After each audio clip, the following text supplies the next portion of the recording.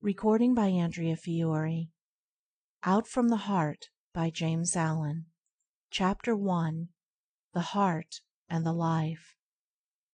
As the heart, so is the life. The within is ceaselessly becoming the without. Nothing remains unrevealed. That which is hidden is but for a time. It ripens and comes forth at last. Seed, tree, blossom, and fruit are the fourfold order of the universe. From the state of a man's heart proceed the conditions of his life. His thoughts blossom into deeds, and his deeds bear the fruitage of character and destiny. Life is ever unfolding from within and revealing itself to the light, and thoughts engendered in the heart at last reveal themselves in words, actions, and things accomplished. As the fountain from the hidden spring, so flows forth a man's life from the secret recesses of his heart. All that he is and does is generated there. All that he will be and do will take its rise from there. Sorrow and happiness, suffering and enjoyment, fear and hope, hatred and love, ignorance and enlightenment, are nowhere but in the heart. They are solely mental conditions. Man is the keeper of his heart, the watcher of his mind, the solitary guard of his citadel of life. As such, he can be diligent or negligent. He can keep his heart more and more carefully. He can strenuously watch and purify his mind, and he can guard against the thinking of unrighteous thoughts. This is the way of enlightenment and bliss. On the other hand, he can live loosely and carelessly, neglecting the supreme task of rightfully ordering his life. This is the way of self-delusion and suffering.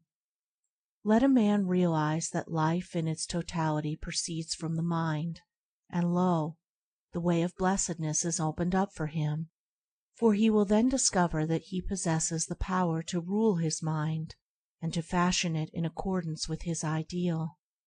So he will elect to strongly and steadfastly walk those pathways of thought and action which are altogether excellent.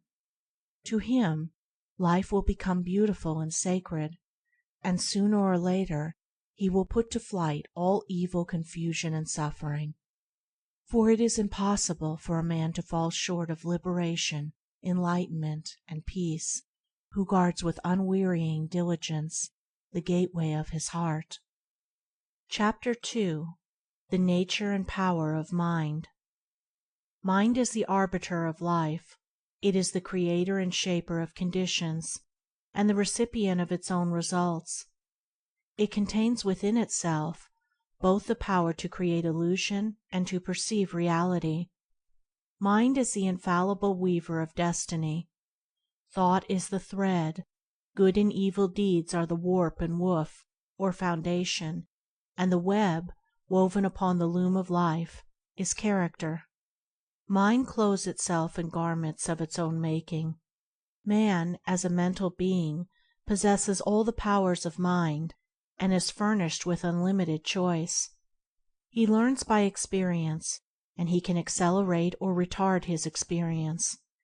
He is not arbitrarily bound at any point, but he has bound himself at many points, and having bound himself, he can, when he chooses, liberate himself. He can become bestial or pure, ignorant or noble, foolish or wise, just as he chooses. He can, by recurring practice, form habits, and he can, by renewed effort, break them off. He can surround himself with illusions until truth is completely lost, and he can destroy each of those illusions until truth is entirely recovered. His possibilities are endless. His freedom is complete. It is the nature of the mind to create its own conditions, and it chooses the states in which it shall dwell. It also has the power to alter any condition, to abandon any state. That it is continually doing, as it gathers knowledge of state after state by repeated choice and exhaustive experience. Inward processes of thought make up the sum of character in life. Man can modify and alter these processes by bringing will and effort to bear upon them. The bonds of habit, impotence, and sin are self-made, and can only be destroyed by one's self. They exist nowhere but in one's mind, and although they are directly related to outward things, they have no real existence in those things. The outer is molded and animated by the inner, and never the inner by the outer. Temptation does not arise in the outer object, but in the lust of the mind for that object.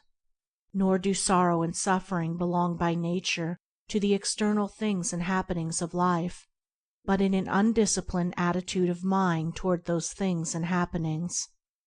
The mind that is disciplined by purity, and fortified by wisdom, avoids all those lusts and desires which are inseparably bound up with affliction, and so arrives at enlightenment and peace. To condemn others as evil, and to curse at outside conditions as the source of evil, increases and does not lessen the world's suffering and unrest. The outer is but the shadow and effect of the inner, and when the heart is pure, all outward things are pure. All growth in life is from within outward. All decay and death is from without inward. This is the universal law. All evolution proceeds from within. All adjustment must take place within. He who ceases to strive against others, and employs his powers in transformation, regeneration, and development of his own mind, conserves his energies and preserves himself. And as he succeeds in harmonizing his own mind, he leads others by consideration and charity into a like blessed state. The way of enlightenment and peace is not gained by assuming authority and guidance over other minds, but by exercising a lawful authority over one's own mind, and by guiding one's self in pathways of steadfast and lofty virtue. A man's life proceeds from his heart and his mind. He has compounded that mind by his own thoughts and deeds. It is within his power to refashion that mind by his choice of thought. In this manner he can transform his life. Let us see how this is to be done. Chapter 3. Formation of Habit. Every established mental condition is an acquired habit, and has become such by continuous repetition of thought. Despondency and cheerfulness, anger and calmness, covetousness and generosity, indeed, all states of mind, are habits built up by choice until they have become automatic. A thought constantly repeated at last becomes a fixed habit of the mind, and from such habits proceeds one's life. It is in the nature of the mind to acquire knowledge by the repetition of its experiences. A thought which is very difficult, at first, to hold and dwell upon, at last becomes, by constantly being held in the mind, a natural and habitual practice. A boy, when commencing to learn a trade, cannot even handle his tools right, much less use them correctly, but after long repetition and practice he plies them with perfect ease and consummate skill. Likewise, a state of mind, at first apparently incapable of realization, is by perseverance and practice at last acquired and built into the character as a natural and spontaneous condition. In this power of the mind to form and reform its habits, its conditions, is contained the basis of a man's salvation. It is the open door to perfect liberty by the mastery of self. For as a man has the power to form harmful habits, so he equally has the same power to create habits that are essentially good. And here we come to a point which needs some clarifying, and which calls for deep and earnest thought on the part of my reader. It is commonly said to be easier to do wrong than right, to sin than to be holy. Such a condition has come to be regarded, almost universally, as a self-evident truth. No less a teacher than the Buddha has said, "Bad deeds and deeds hurtful to ourselves are easy to do. What is beneficial and good, that is very difficult to do." And with regards to humanity generally, this is true, but it is only true as a passing experience, a fleeting factor in human evolution. It is not a fixed condition of things. It is not the nature of an eternal truth. It is easier for men to do wrong than right, because of the prevalence of ignorance, because the true nature of things and the essence and meaning of life are not understood. When a child is learning to write, it is extremely easy to hold the pen wrongly, and to form his letters incorrectly, but it is painfully difficult to hold the pen and to write properly. This is because of the child's ignorance of the art of writing, which can only be dispelled by persistent effort and practice, until at last it becomes natural and easy to hold the pen correctly, and difficult, as well as altogether unnecessary, to do the wrong thing. It is the same in the vital things of mind and life. To think and do rightly requires much practice and renewed effort, but the time comes at last when it becomes habitual and easy to think and do rightly, and difficult, as it is then seen to be altogether unnecessary, to do that which is wrong. Just as an artisan becomes, by practice, accomplished in his craft, so you can become, by practice, accomplished in goodness. It is entirely a matter of forming new habits of thought, and he to whom right thoughts have become easy and natural, and wrong thoughts and acts difficult to do, has attained to the highest virtue, to pure spiritual knowledge. It is easy and natural for men to sin, because they have formed by incessant repetition harmful and unenlightened habits of thought. It is very difficult for the thief to refrain from stealing when the opportunity occurs, because he has lived so long in covetous and greedy thoughts. But such difficulty does not exist for the honest man who has lived so long with upright and honest thoughts. He has thereby become so enlightened as to the wrong, folly, and fruitlessness of theft, that even the remotest idea of stealing does not enter his mind. The sin of theft is a very extreme one, and I have introduced it in order to more clearly illustrate the force and formation of habit. But all sins and virtues are formed in the same way. Anger and impatience are natural and easy to thousands of people, because they are constantly repeating anger and impatient thoughts and acts. And with each repetition, the habit is more firmly established and more deeply rooted. Calmness and patience can become habitual in the same way, by first grasping through effort a calm and patient thought, and then continuously thinking it and living in it until use becomes second nature, and anger and impatience pass away forever. It is in this manner that every wrong thought may be expelled from the mind, that every untrue act may be destroyed, and that every sin may be overcome. Chapter 4. Doing and Knowing. Let a man realize that his life, in its totality, proceeds from his mind. Let him realize that the mind is a combination of habits, which he can, by patient effort, modify to any extent, and over which he can thus gain complete ascendancy, mastery, and control. At once he will have obtained possession of the key which shall open the door to his complete emancipation.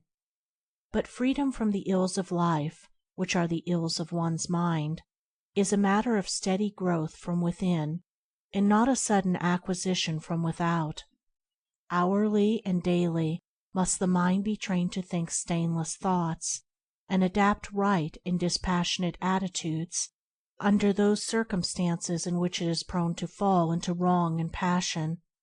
Like the patient sculptor upon his marble, the aspirant to the right life must gradually work upon the crude material of his mind until he has wrought out of it the ideal of his holiest dreams. In working towards such supreme accomplishment, it is necessary to begin at the lowest and easiest steps, and proceed by natural, progressive stages to the higher and more difficult. The law of growth, progress, evolution, and unfoldment, by gradual and ever ascending stages, is absolute in every department of life, and in every human accomplishment. Where it is ignored, total failure will result.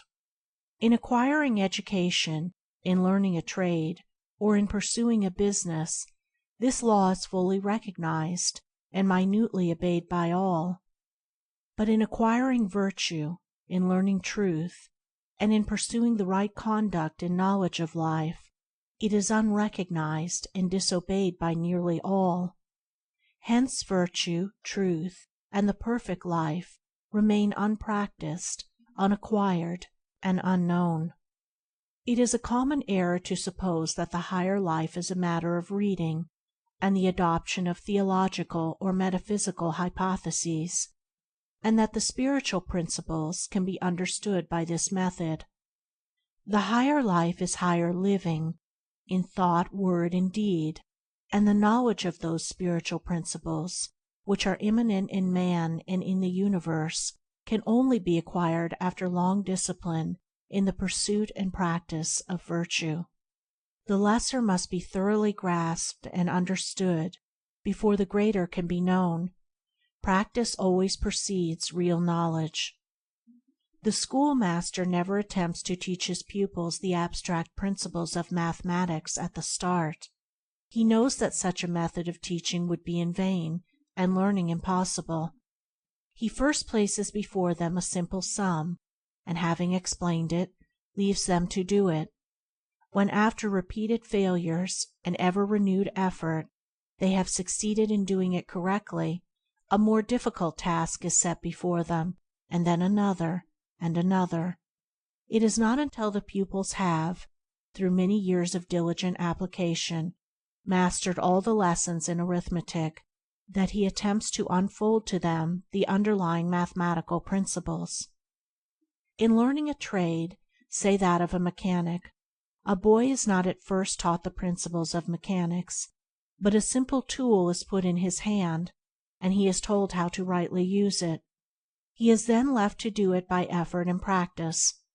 As he succeeds in plying his tools correctly, more and more difficult tasks are set before him, until after years of successful practice he is prepared to study and grasp the principles of mechanics. In a properly governed household, the child is first taught to be obedient, and to conduct himself properly under all circumstances. The child is not even told why he must do this, but is commanded to do it. Only after he has far succeeded in doing what is right and proper is he told why he should do it. No father would attempt to teach his child the principles of ethics before extracting from him the practice of family duty and social virtue. Thus practice ever precedes knowledge, even in the ordinary things of the world, and in spiritual things, in the living of the higher life, this law is rigid in its demands. Virtue can only be known by doing, and the knowledge of truth can only be arrived at by perfecting oneself in the practice of virtue. To be complete in the practice and acquisition of virtue is to be complete in the knowledge of truth. Truth can only be arrived at by daily and hourly doing the lessons of virtue, beginning with the simplest and passing on to the more difficult. A child patiently and obediently learns his lessons at school by constantly practicing and ever exerting himself until all failures and difficulties are surmounted. Likewise does the child of truth, undaunted by failure and made stronger by difficulties, apply himself to right doing in thought and action. As he succeeds in acquiring virtue, his mind unfolds itself in the knowledge of truth, and it is a knowledge in which he can securely rest. Chapter 5. First Steps in the Higher Life. Seeing that the path of virtue is the path of knowledge, and that before the all-embracing principles of truth can be comprehended, perfection in the more lowly steps must be acquired, how, then, shall a disciple of truth begin?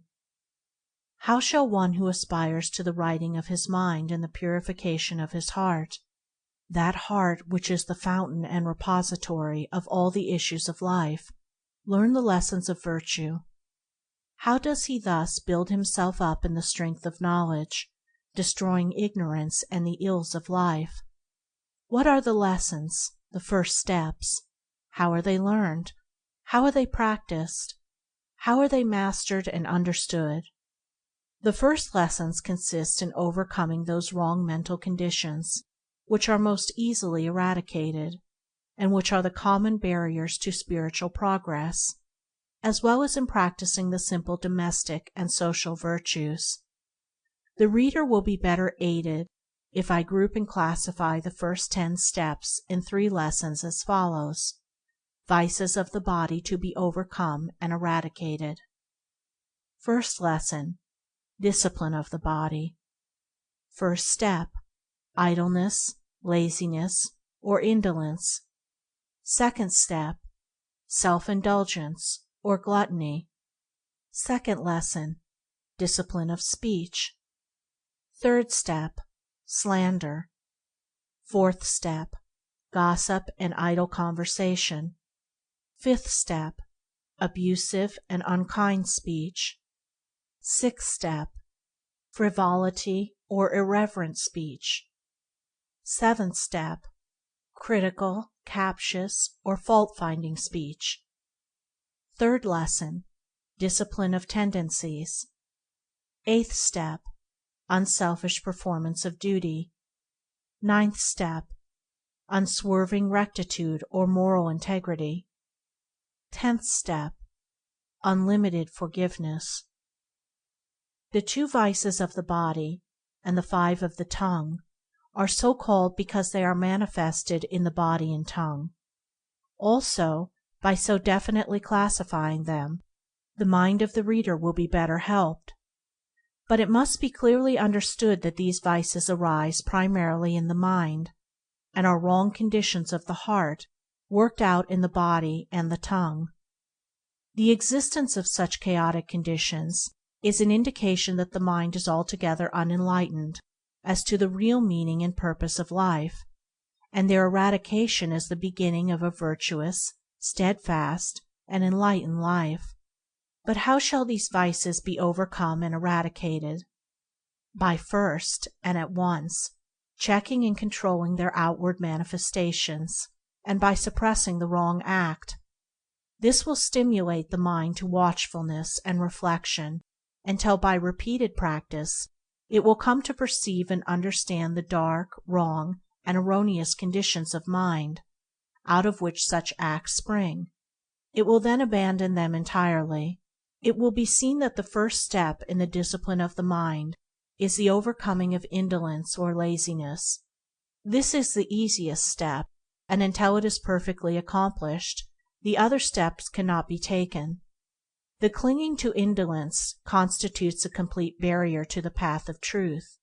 Indolence consists in giving the body more ease and sleep than it requires, in procrastinating, and in shirking and neglecting those things which should receive immediate attention.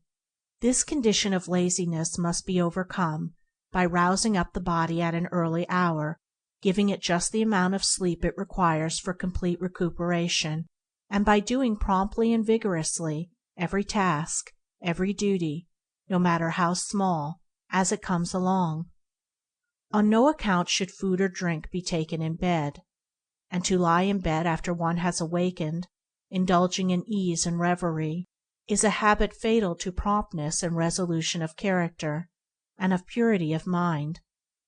Nor should one attempt to do his thinking at such a time. Strong, pure, and true thinking is impossible under such circumstances. A man should go to bed to sleep, not to think. He should get up to think and work, not to sleep. The next step is the overcoming of self-indulgence or gluttony.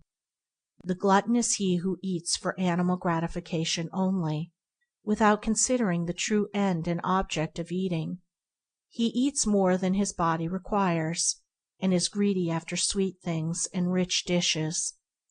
Such undisciplined desire can only be overcome by reducing the quantity of food eaten and the number of meals per day, and by resorting to a simple and uninvolved diet.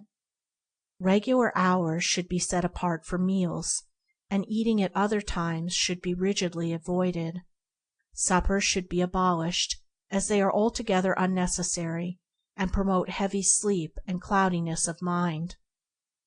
The pursuit of such a method of discipline will rapidly bring the once ungoverned appetite under control, and as the sensual sin of self-indulgence is taken out of the mind, the right selection of foods will be instinctively and infallibly adapted to the purified mental condition. It should be well borne in the mind that a change of heart is the needful thing, and that any change of diet which does not promote this end is futile. When one eats for enjoyment, he is gluttonous. The heart must be purified of sensual craving and gustatory lust.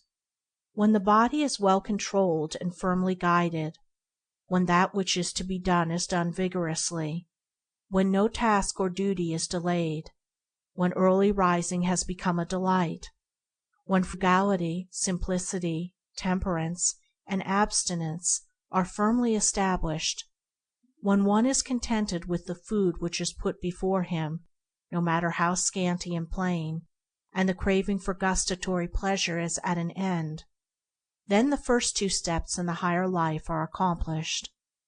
Then is the first great lesson in truth learned. Thus is established in the heart the foundation of a poised, self-governed, virtuous life. The next lesson is the lesson of virtuous speech, in which there are 5 orderly steps. The first of these is overcoming the habit of slanderous speech. Slander consists of inventing or repeating unkind and evil reports about others, in exposing and magnifying the faults of others, or of absent friends, and in introducing unworthy insinuations.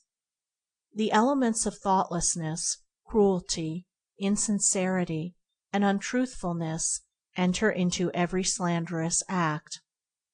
He who aims at the living of the right life will commence to check the cruel word of slander before it has gone forth from his lips. He will then check and eliminate the insincere thought which gave rise to it. He will watch that he does not vilify or defame anyone. He will refrain from disparaging, defaming, and condemning the absent friend, whose face he has so recently smiled into or kissed, or whose hand he has shaken. He will not say of another that which he dare not say to his face. Thus, coming at last to think sacredly of the character and reputation of others, he will destroy those wrong conditions of mind which gave rise to slander. The next step is the overcoming of gossip and idle conversation. Idle speech consists in talking about the private affairs of others, in talking merely to pass away the time, and engaging in aimless and irrelevant conversation. Such an ungoverned condition of speech is the outcome of an ill-regulated mind. The man of virtue will bridle his tongue, and thus learn how rightly to govern the mind. He will not let his tongue run idly and foolishly, but will make his speech strong and pure, and will either talk with a purpose or remain silent. Abusive and unkind speech is the next vice to be overcome. The man who abuses and accuses others has himself wandered far from the right way. To hurl hard words and names at others is to sink deeply into folly. When a man is inclined to abuse, curse, and condemn others, let him restrain his tongue and look within himself. The virtuous man refrains from all abusive language and quarreling. He employs only words that are useful, necessary, pure, and true. The sixth step is the overcoming of levity, or irrelevant speech.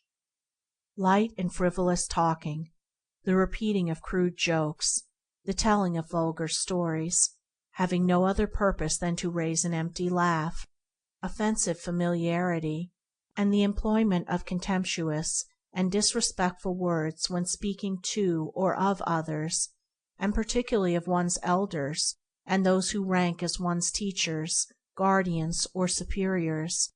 All of this will he put away by the lover of virtue and truth.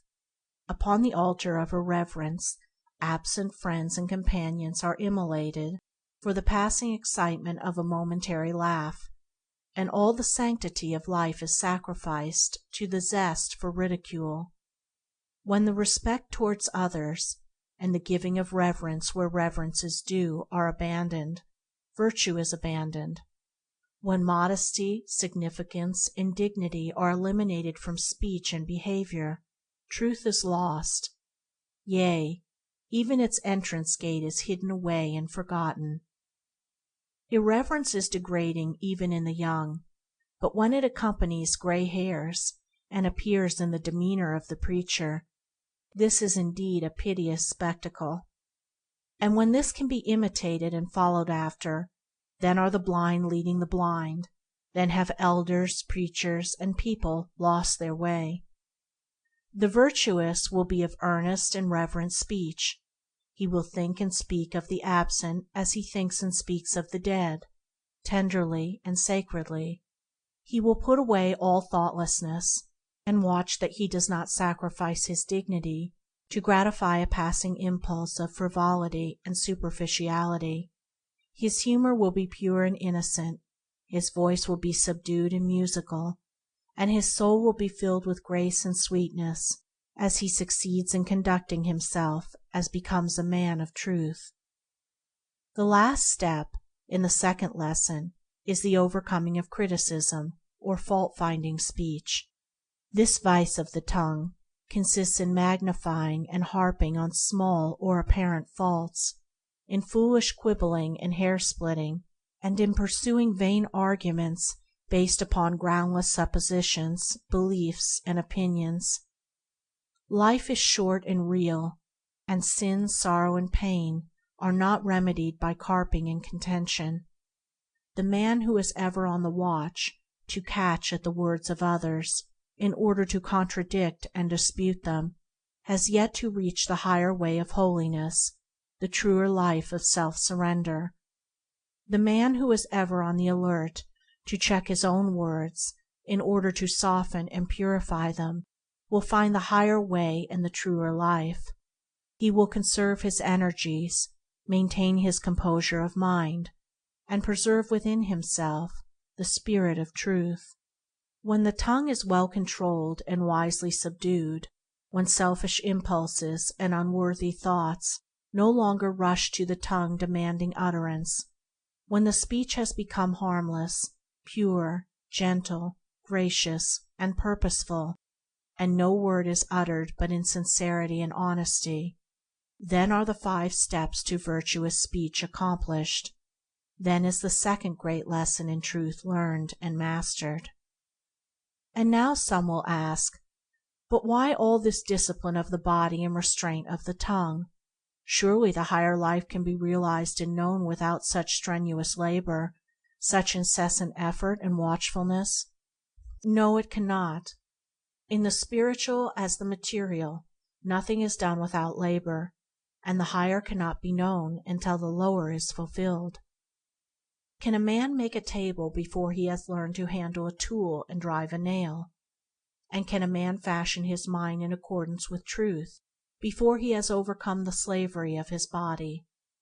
As the intricate subtleties of language cannot be understood and wielded before the alphabet and the simplest words are mastered, neither can the deep subtleties of the mind be understood and purified before the ABC of right conduct is perfectly acquired. As for the labor involved, does not the youth joyfully and patiently submit himself to 7 years' apprenticeship in order to master a craft?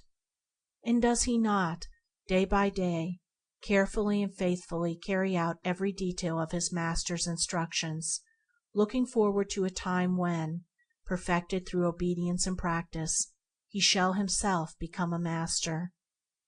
Where is the man who sincerely aims at excellence in music, painting, literature, or any trade, business, or profession, who is not willing to give his whole life to the acquirement of that particular perfection? Shall labor, then, be considered where the very highest excellence is concerned, the excellence of truth? He who says, "The path which you have pointed out is too difficult. I must have truth without labor, salvation without effort," that man will not find his way out of the confusions and sufferings of selfhood. He will not find the calm, well-fortified mind and wisely ordered life. His love is for ease and enjoyment, and not for truth. He who, deep in his heart, adores truth, and aspires to know it, will consider no labor too great to be undertaken, but will adopt it joyfully and pursue it patiently. By perseverance in practice he will come to the knowledge of truth. The necessity for this preliminary discipline of the body and tongue will be more clearly perceived when it is fully understood that all these wrong outward conditions are merely the expressions of the wrong conditions of the heart. An indolent body means an indolent mind. An ill-regulated tongue reveals an ill-regulated mind, and the process of remedying the manifested condition is really a method of rectifying the inward state.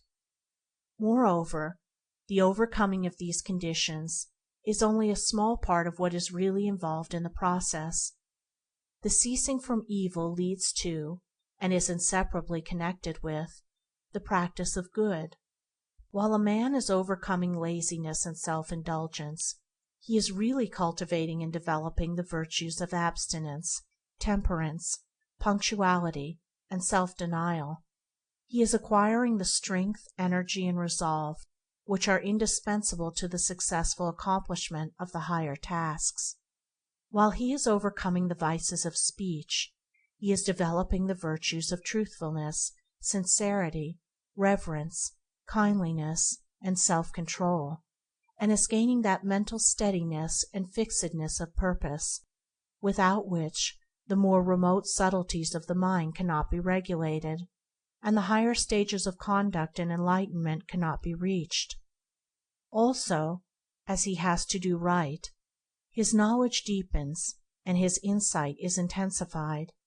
Just as a child's heart is glad when a school task is mastered, so with each victory achieved, the man of virtue experiences a bliss which the seeker after pleasure and excitement can never know. And now we come to the third lesson in the higher life, which consists of practicing and mastering, in one's daily life, three great fundamental virtues. 1. Unselfish performance of duty. 2. Unswerving rectitude, moral integrity. 3. Unlimited forgiveness. Having prepared the mind by overcoming the more surface and chaotic conditions mentioned in the first two lessons, the striver after virtue and truth is now ready to enter upon greater and more difficult tasks, and to control and purify the deeper motives of the heart. Without the right performance of duty, the higher virtues cannot be known, and truth cannot be apprehended. Duty is generally regarded as an irksome labor, a compulsory something which must be toiled through, or in some way avoided. This way of regarding duty proceeds from a selfish condition of mind and a wrong understanding of life. All duty should be regarded as sacred, and its faithful and unselfish performance one of the leading rules of conduct. All personal and selfish considerations should be extracted and cast away from the doing of one's duty, and when this is done, duty ceases to be irksome and becomes joyful. Duty is only irksome to him who craves some selfish enjoyment or benefit for himself. Let the man who is chafing under the irksomeness of his duty look to himself, and he will find that his wearisomeness proceeds, not from the duty itself, but from his selfish desire to escape it. He who neglects duty, be it great or small, or of a public or private nature, neglects virtue.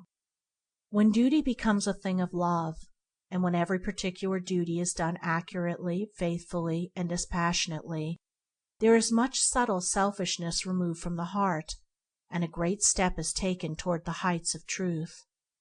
The virtuous man concentrates his mind on the perfect doing of his own duty, and does not interfere with the duty of another. The ninth step is the practice of unswerving rectitude or moral integrity. This virtue must be firmly established in the mind, and so enter into every detail of a man's life. All dishonesty, deception, trickery, and misrepresentation must be forever put away, and the heart purged of every vestige of insincerity and deception. The least digression from the path of rectitude or righteousness is a deviation from virtue. There must be no extravagance and exaggeration of speech, but the simple truth should be stated.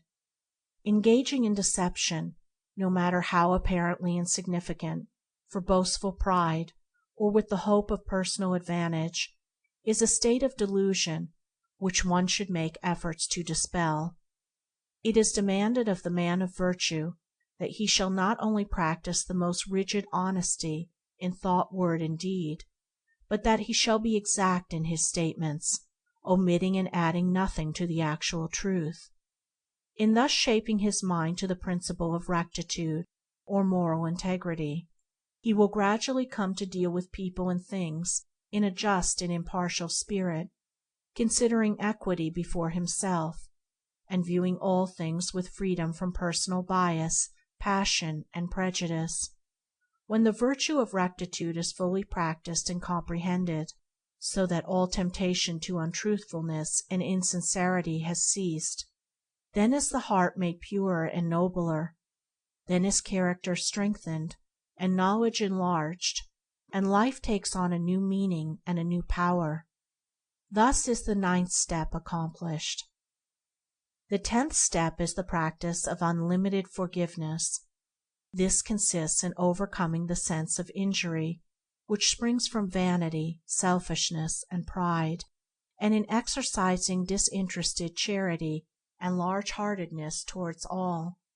Spite, retaliation, and revenge are so utterly ignoble, so base, so small and foolish, as to be altogether unworthy of being noticed or harbored. No one who fosters such conditions in his heart can lift himself above folly and suffering, and guide his life aright. Only by casting them away, and ceasing to be moved by them, can a man's eyes be opened to the true way of life. Only by developing a forgiving and charitable spirit can he hope to approach and perceive the strength and beauty of a well-ordered life. In the heart of the strongly virtuous man no feeling of personal injury can arise. He has put away all retaliation, and has no enemies. If other men should regard themselves as his enemies, he will regard them kindly, understanding their ignorance, and making full allowance for it. When this state of heart is arrived at, then the 10th step in the discipline of one's self-seeking inclinations is accomplished. Then the 3rd great lesson in virtue and knowledge is learned and mastered. Having thus laid down the first 10 steps and 3 lessons in right doing and right knowing, I leave those of my readers who are prepared for them to learn and master them in their everyday life. There is, of course, a still higher discipline of the body, a more far-reaching discipline of the tongue, and greater and more all-embracing virtues to acquire and understand before the highest state of bliss and knowledge can be grasped. But it is not my purpose to deal with them here. I have expounded only the first and easiest lessons on the higher path, and by the time these are thoroughly mastered, the reader will have become so purified, strengthened, and enlightened that he will not be left in the dark as to his future progress. Those of my readers who have completed these 3 lessons will already have perceived, beyond and above, the high altitudes of truth, and the narrow and precipitous track which leads to them, and will choose whether they shall proceed. The straight path which I have laid down can be pursued by all, with greater profit to themselves and to the world, and even those who do not aspire to the attainment of truth will develop greater intellectual and moral strength, finer judgment, and deeper peace of mind by perfecting themselves in this path. Nor will their material prosperity suffer by this change of heart; nay, it will be rendered truer, purer, and more enduring. For if there is one who is capable of succeeding and fitted to achieve, it is the man who has abandoned the petty weaknesses and everyday vices of his kind, who is strong enough to rule his body and mind, and who pursues with fixed resolve the path of unswerving integrity and sterling virtue. Chapter 6. Mental Conditions and Their Effects. Without going into the details of the greater steps and lessons in the right life, a task outside the scope of this small work, a few hints concerning those mental conditions from which life in its totality springs seem in order. These hints will prove helpful to those who are ready and willing to penetrate further into the inner realm of heart and mind, where love, peace, and wisdom await the rapidly progressing student of life. All sin is ignorance. It is a condition of darkness and undevelopment. The wrong thinker and the wrong doer is in the same position in the school of life as the ignorant pupil is in the school of learning. He has yet to learn how to think and act correctly, that is, in accordance with law. The pupil in learning is not happy so long as he does his lessons wrongly. Likewise, unhappiness cannot be escaped while sin remains unconquered. Life is a series of lessons. Some are diligent in learning them, and they become pure, wise, and altogether happy. Others are negligent and do not apply themselves. They remain impure, foolish, and unhappy. Every form of unhappiness springs from a wrong condition of mind. Happiness is inherent in right conditions of mind. Happiness is mental harmony. Unhappiness is mental inharmony. While a man lives in wrong conditions of mind, he will live a wrong life, and will suffer continually. Suffering is rooted in error. Bliss is inherent in enlightenment. There is salvation for man only in the destruction of his own ignorance, error, and self-delusion. Where there are wrong conditions of mind, there is bondage and unrest. Where there are right conditions of mind, there is freedom and peace. Here are some of the leading wrong mental conditions and their disastrous effects upon one's life. 1. Hatred, which leads to injury, violence, disaster, and suffering. 2. Lust, which leads to confusion of intellect, remorse, shame, and wretchedness. 3. Covetousness, which leads to fear, unrest, unhappiness, and loss. 4. Pride, which leads to disappointment, humiliation, and lack of self-knowledge. 5. Vanity, which leads to distress and mortification of spirit. 6. Condemnation, which leads to persecution and hatred from others. 7. Ill will, which leads to failures and troubles. 8. Self-indulgence, which leads to misery, loss of judgment, grossness, disease, and neglect. 9. Anger, which leads to the loss of power and influence. 10. Desire, or self-slavery, which leads to grief, folly, sorrow, uncertainty, and loneliness. The above wrong conditions of mind are merely negations. They are states of darkness and deprivation, and not of positive power. Evil is not a power, it is ignorance and misuse of good. The hater is he who has failed to do the lesson of love correctly, and he suffers in consequence. When he succeeds in doing it rightly, the hatred will have disappeared, and he will see and understand the darkness and impotence of hatred. This is so with every wrong condition. The following are some of the more important right mental conditions and their beneficial effects upon one's life. 1. Love, which leads to gentle conditions, bliss and blessedness. 2. Purity, which leads to intellectual clearness, joy, invincible confidence. 3. Selflessness, which leads to courage, satisfaction, happiness, and abundance. 4. Humility, which leads to calmness, restfulness, knowledge of truth. 5.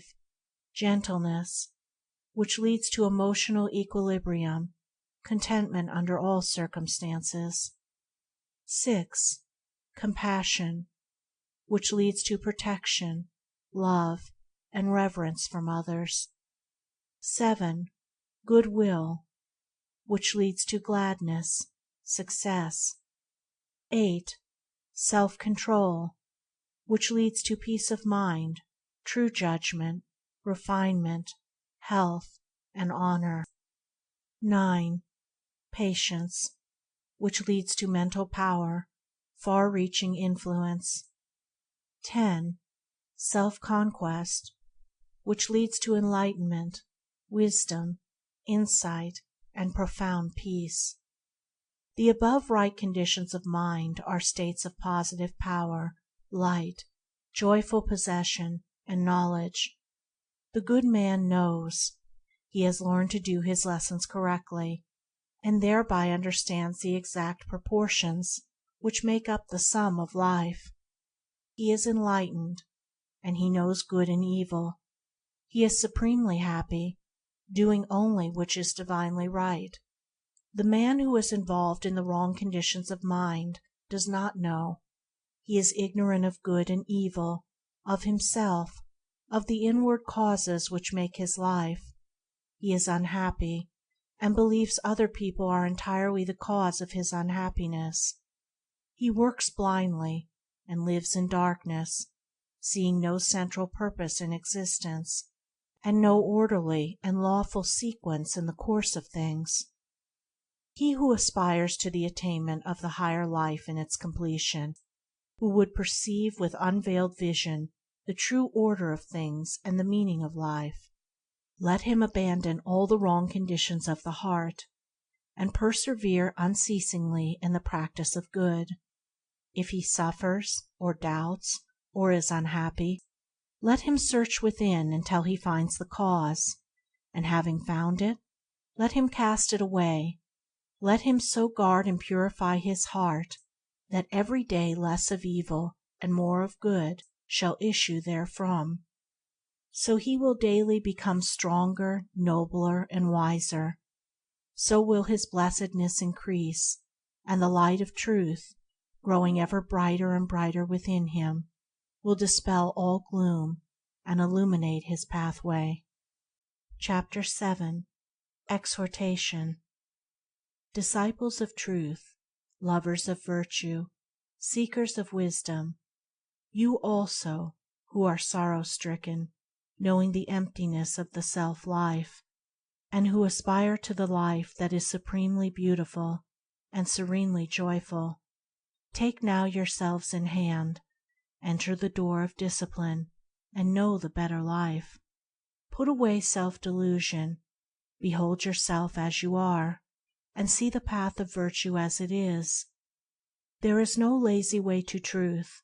He who would stand upon the mountain's summit must strenuously climb, and must rest only to gather strength.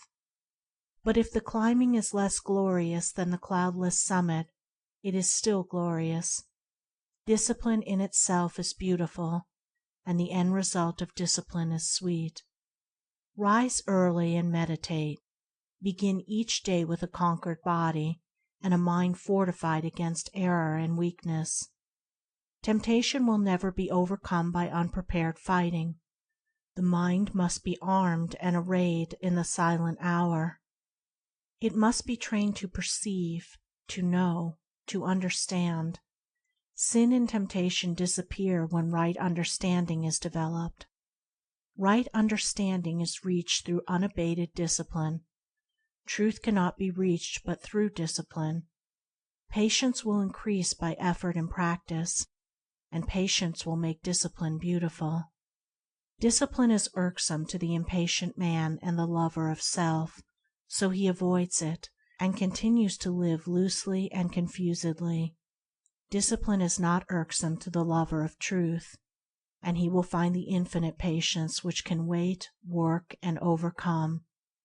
Just as the joy of the gardener who sees his or her flowers develop day by day, so is the joy of the man of discipline who sees the divine flowers of purity, wisdom, compassion, and love grow within his heart.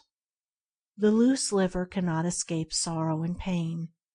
The undisciplined mind falls, weak and helpless, before the fierce onslaught of passion. Array your mind then, lover of truth. Be watchful, thoughtful, and resolute. Your salvation is at hand. Your readiness and effort are all that are needed. If you fail 10 times, do not be disheartened. If you should fail 100 times, rise up and pursue your way. If you should fail 1,000 times, do not despair. When the path is entered, success is sure if the path is not utterly abandoned. First strife and then victory. First labor and then rest. First weakness and then strength. In the beginning the lower life and the glare and confusion of battle, and at the end the life beautiful, the silence and the peace. All common things, each day's events, that with the hour begin and end, our pleasures and our discontents, are rounds by which we may ascend. We have not wings, we cannot soar, but we have feet to scale and climb. Longfellow.